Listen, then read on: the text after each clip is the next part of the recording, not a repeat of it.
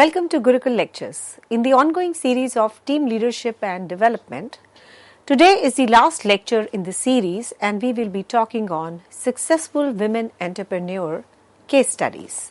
Yes, we are talking about women.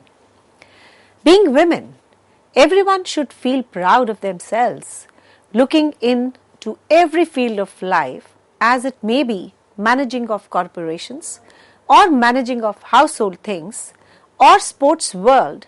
Women's success stories are absolutely sky high. Most of the women are born with the entrepreneurial skills and are known for it. Women are embedded with patience, perseverance, risk-taking attitude, hard work, etc. Yes, these are the characteristics and the qualities of a good entrepreneur. In this particular lecture, we will be highlighting the stories of those women who, after facing various struggles in their life and work environment, came up with their own solutions to problems, and as such, they emerged as successful women entrepreneurs. Let us first talk about Jasubin Pizza. Jasubin Pizza was started by a namesake in her early 40s. She was originally making pizzas for her children. The idea took root once those around started appreciating them. Known for their Gujarati taste, the vegetarian pizzas are quite famous in the state. Jasubin Pizza captures a big market in Gujarat. Many say that the quality is so good that it could give its American rivals, that is Domino's and Pizza Hut, a tough fight. Let us now talk about another successful women entrepreneur in the area of the other food products. So let us first talk about Lijjat Papad. Lijjat Papad is a creation of a group of uneducated women. This is a model of entrepreneurship, and according to Lijjat Papad website, the organization started work way back in 1959. A pioneer batch of 7 village ladies had set the ball rolling by making 4 packets of papad. The faith and the patience of the members were put to test on several occasions. They had no money and they started on a borrowed sum of rupees 80. Yes, 80 was their seed money. And today, Shri Mahila Graha Udyog Lijjat Papad is a women organization manufacturing various products from papad, appalam, masala, gehu atta, chapati, Sasa detergent powder, Sasa detergent take, that is tikya, and Sasa liquid detergent.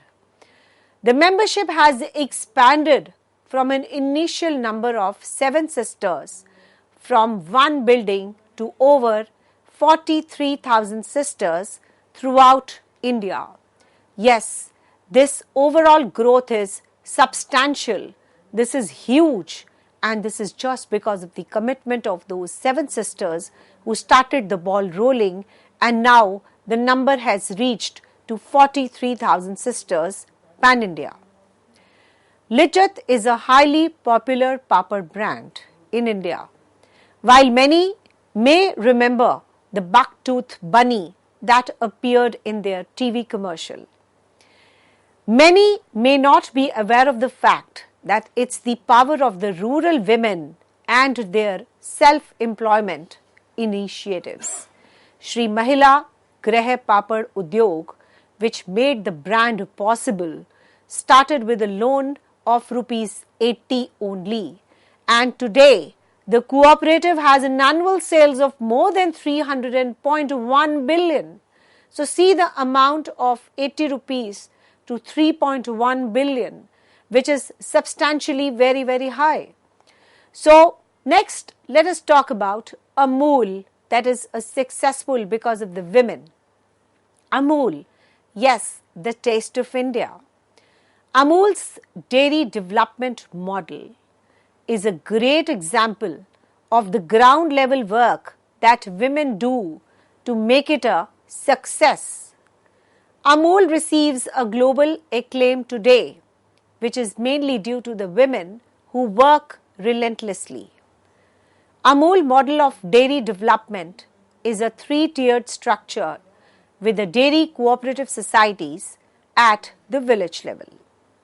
So basically here we are talking about the qualities of the women entrepreneurs. They are very, very hardworking. They have a bent of mind, commitment, hard work. They work relentlessly. They have a proper vision and they work very, very sincerely. Because of all these traits, they work at a ground level and they receive a global acclamation today also.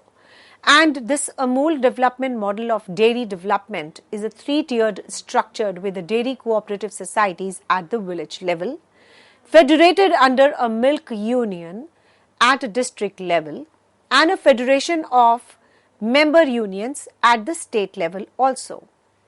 The model has been known to empower thousands of village women who benefit at the grassroots level by selling the milk to Amul. Amul claims that its model helps the women gain economic independence. Let us now talk about another model that is a successful women entrepreneur called Kalpana Saroj, that is Padma Shri awarded. Let us talk about her early life and what struggle she faced to become a successful women entrepreneur. Yes, this entire lecture talks about the different case studies of the successful women entrepreneurs, how they reached the pinnacle, how they started their career, what particular issues they faced, and what substantial amount of capital they have built over a period of time. Time, age is no limit at all. We talked about the rural stories, we talked about the urban stories, we talked about their passion, their commitment, their conviction, their sincerity, which has actually get the ball rolling in the field, and eventually they became a successful women entrepreneurs. So we are now talking about Kalpana Saroj, a Padma Shri awarded. Let us talk about her early life. Kalpana Saroj was born in a Dalit family. Kalpana was married at the age of 12 and lived in a slum in Mumbai with her husband family. After suffering the physical abuse at the hands of her husband family members, she was rescued by her father, left her husband and returned to her village to live with her parents. She attempted suicide also after being, treated by the villagers like this. At the age of 16, she moved back to Mumbai to live with her uncle. She started working in a garment factory to support her family. Using the government loans for scheduled and scheduled caste people, she successfully started a tailoring business and then a furniture store. So let us now talk about her entrepreneurial ventures as we have the base of her life, that what she suffered and how she was treated by husband's family, how she was deserted and was rescued by her father, started living with her father again, and then reached Mumbai to work with her uncle and eventually started a store and a furniture store. So we will be highlighting now her entrepreneurial ventures. Kalpana Saroj started a KS film production and produced the first movie which was dubbed in English, Telugu and Hindi. Kairanji movie is produced by Dilip and Jyoti Reddy and Manan Gaur under the Kalpana Saroj banner. She built up a successful real estate business also and came to be known for her contacts and entrepreneurial skills. She was on the board of Kamani Tubes when it went into liquidation in 2001, and after taking over the company, restructured it and brought it back to profit. According to her own estimates, she has the personal assets worth $112 million. And there are some awards and recognitions at her credit. Kalpana Saroj was awarded the Padma Shri for Trade and Industry in 2013. She was appointed to the board of directors of Bharatiya Mahila Bank, a bank primarily for women by Government of India. Let us now talk about a big entrepreneur, a successful women entrepreneur in the area of beauty and herbal treatments. Yes, none other than Shehnaz Hussain. Shehnaz Hussain was another successful women entrepreneur of India. She popularized herbal treatments for the beauty and health issues and the various problems. Her company, Shehnaz Hussain Herbal, was the largest of its kind in the world and had a strong pressure in over 100 countries from US to Asia. By 2002, Shehnaz Hussain Group had over 650 salons around the world, employing about 4,200 people. The net worth of the group was $100 million. Shehnaz Hussain was born into a royal Muslim family which originally came from Samarkand in Pakistan and later held important posts in the princely kingdoms of Bhopal and Hyderabad before India's independence. Shehnaz's father, Justice N.U. Beg, was a progressive man who instilled in her a love for poetry and English literature. Shehnaz Hussain received her schooling in an Irish convent school. A Western education coupled with a traditional family background gave Shehnaz Hussain a wide exposure and developed her into a well-rounded personality. She was married at the age of 15 and had a child by the next year. When her husband was working in Iran, Shehnaz Hussain became interested in cosmetology, and after she began her training, she realized that the chemical cosmetics had a very harmful effect on the human body. As a result, she turned her attention towards Ayurveda, yes, the ancient Indian system of medicines, which use the natural substances and the extracts of heal and improve the body. Subsequently, she trained extensively in cosmetic therapy for 10 years in some of the leading institutes of London, Paris, New York, and Copenhagen. On her return to India in the year 1977, she set back her own salon at her house in Delhi with an initial investment of $35,000.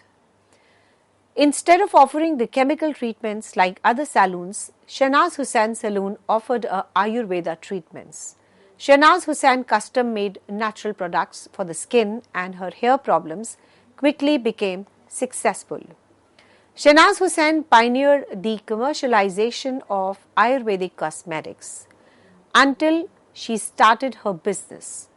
Ayurveda was practiced in people's home or by local Ayurvedic doctors. The commercialization of Ayurveda was relatively unknown in the year 1970 when Shehnaz Hussain entered the business.